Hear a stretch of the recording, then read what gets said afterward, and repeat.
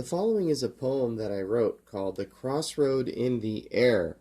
I put it on my Facebook page and I've decided to revise it a little bit, and I posted it on my author Cory Markert Facebook profile page today.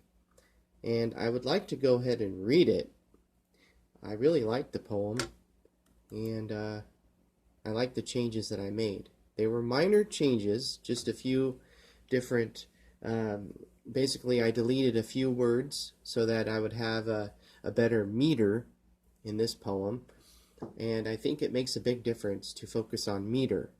Now, there is not a perfect meter because some of the words don't have to have a perfect meter. It's not necessary, but I believe that each poem should have some kind of order to it, and every now and then the meter should be correct. And when I talk about meter, I talk about the number of syllables that are used, and we were taught this, in school. I think everyone was taught this, maybe in elementary school or junior high or high school. We were taught about syllables, counting syllables when we write poetry. So this is not a very great example of a poem where I sit here and I count every sentence, the number of words in each sentence and the number of syllables in each line and so forth. But I did that a little bit in this poem. And I think it turned out pretty good. I'm happy with it. It's a religious poem. I write very few religious poems, but there's a few of them that I've written in my lifetime, and this is one of them. And I hope you like it, regardless of what your faith is. The poem goes like this. The Crossroad in the Air. I stood at a crossroad. Two portals were in my sight. A doorkeeper was on the left. Jesus was on the right. The doorkeeper looked like a man. He was wrapped in light. Jesus looked human, of course. His hand wanted mine. How many travelers have you seen in this place? I asked the light-wrapped man. Too many for you to count, he said without a smile. I hesitated to choose a portal. I stayed there for a while. What would you do if you were me? I asked the light-wrapped man. The choice is yours and yours alone, he said as I looked at the scar on Christ's hand. Surely you know what portal is best, I asked the light-wrapped man. He said to me, you must decide. We all do what we can.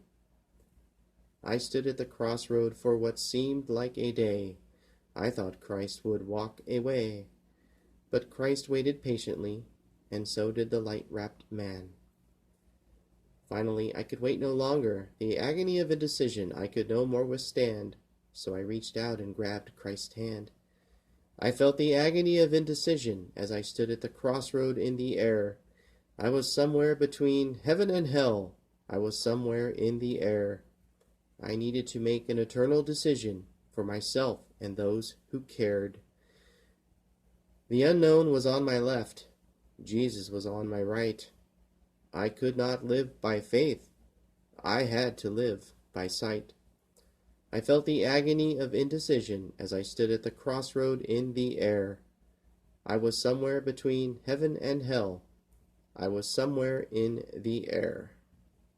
Revised November 27, 2019. Copyright Cory Markert. Now, we all have to face a decision in our lives. And sometimes the decision involves what we're familiar with and what we're unfamiliar with.